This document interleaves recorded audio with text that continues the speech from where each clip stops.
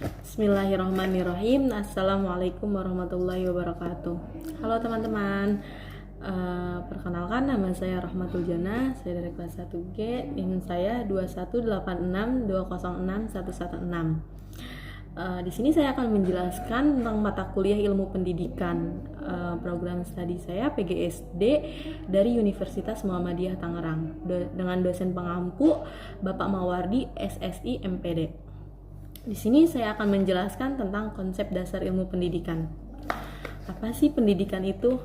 Pendidikan adalah usaha orang dewasa dalam pergaulan dengan anak-anak untuk memimpin perkembangan jasmani dan rohaninya ke arah kedewasaan. Di dalam pendidikan ada yang namanya hakikat pendidikan. Biasanya di dalam hakikat pendidikan kita dijelasin pengertian ilmu pendidikan dan unsur-unsur pendidikan. Yang pertama kita jelasin pengertian ilmu pendidikan. Ilmu pendidikan adalah suatu kumpulan pengetahuan atau konsep yang tersusun secara sistematis dan mempunyai metode-metode tertentu yang bersifat ilmiah, yang menyelidiki, merenungkan tentang gejala-gejala perbuatan mendidik atau suatu proses bantuan yang diberikan oleh orang dewasa kepada anak yang belum dewasa untuk mencapai kedewasaannya dalam rangka mempersiapkan dirinya untuk kehidupan yang bermakna. Pendidikan pada hakikatnya adalah suatu usaha manusia untuk meningkatkan ilmu pengetahuan yang didapat dari lembaga formal dan non-formal. Pendidikan secara sederhana dapat diartikan sebagai usaha manusia untuk membina kepribadiannya sesuai dengan nilai-nilai di dalam masyarakat dan kebudayaan. Dalam memahami pengertian pendidikan, terlebih dahulu perlu diketahui dua istilah dunia pendidikan, yaitu jadi pendidikan ada dua istilah, yaitu yang pertama pedagogi yang berarti pendidikan dan pedagogia yang artinya ilmu pendidikan. Istilah ini berasal dari bahasa Yunani, pedagogia atau paedos dan agoge yang berarti saya membimbing atau memimpin anak. Berdasarkan asal kata tersebut, pendidikan memiliki pengertian seseorang yang tugasnya membimbing anak di dalam pertumbuhannya agar dapat berdiri sendiri dan bertanggung jawab. Di dalam pendidikan terdapat unsur-unsur pendidikan. Dalam kegiatan pendidikan ada 6 unsur pendidikan yang dapat membangun pola interaksi antara unsur yang satu dan unsur lainnya.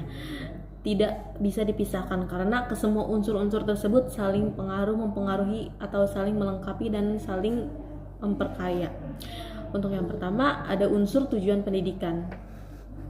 Dalam penyelenggara pendidik, baik mendidik informasi, pendidikan formal maupun pendidikan non formal, ketiga jalur pendidikan tersebut di dalam beraktivitas terlebih dahulu menetapkan tujuan pendidikan yang ingin dicapai. Banyak sekali tujuan pendidikan yang diinginkan oleh pendidik agar dapat dicapai oleh peserta didiknya.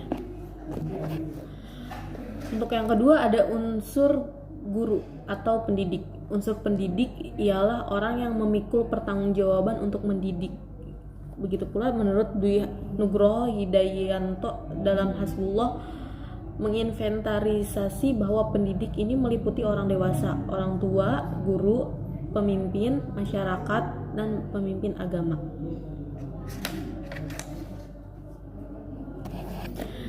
Dan yang ketiga ada unsur siswa atau peserta didik. Sutari dalam Hasbullah mengemukakan peserta didik adalah setiap orang yang menerima pengaruh dari seseorang atau sekelompok orang yang menjalankan kegiatan pendidikan. Sedangkan dalam arti sempit peserta didik adalah anak atau pribadi yang belum dewasa yang diserahkan kepada tanggung jawab pendidik. Peserta didik pada hakikatnya memiliki potensi atau kemampuan yang belum terbentuk secara jelas. Maka kewajiban gurulah untuk merangsang agar mereka mampu menampilkan potensi itu.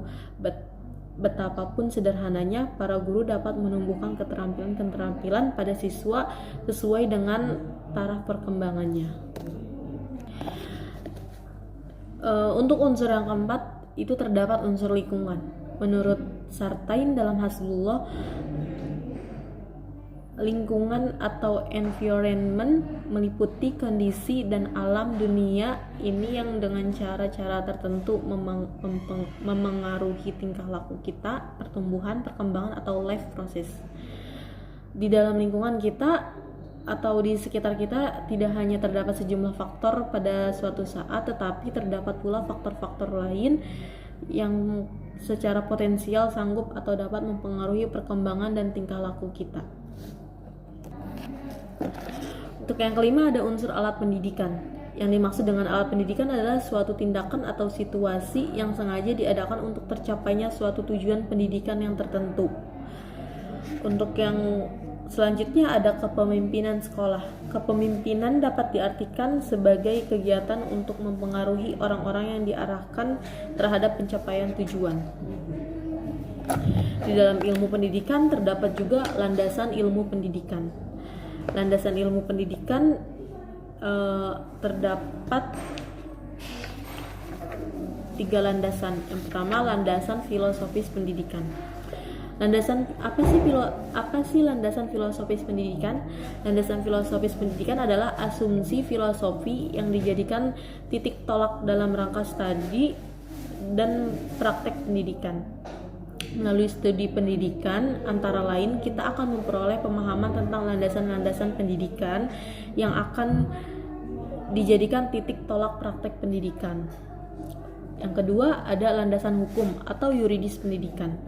Landasan hukum atau yuridis pendidikan adalah asumsi-asumsi yang bersumber dari peraturan perundangan yang berlaku yang dijadikan titik tolak dalam pendidikan. Contoh, di dalam Undang-Undang Republik Indonesia Nomor 20 Tahun 2003 tentang Sistem Pendidikan Nasional dinyatakan bahwa setiap warga negara berusia 7 sampai dengan 15 tahun wajib mengikuti pendidikan dasar. Itu berarti pasal 6. Setiap warga negara yang berusia 6 tahun dapat mengikuti program wajib belajar. Itu terdapat di pasal 34. Untuk yang ketiga ada landasan ilmiah pendidikan. Landasan deskriptif atau ilmiah pendidikan adalah asumsi-asumsi tentang kehidupan manusia sebagai sasaran pendidikan apa adanya atau desain yang dijadikan titik tolak dalam rangka pendidikan. Landasan deskriptif pendidikan umumnya bersumber dari hasil riset ilmiah dalam berbagai disiplin ilmu. Sebab itu, landasan deskriptif pendidikan disebut juga landasan ilmiah pendidikan atau landasan faktual pendidikan. Mungkin cukup sekian yang dapat saya sampaikan, kurang lebihnya mohon maaf. Billahi taufiq wal hidayah. Assalamualaikum warahmatullahi wabarakatuh.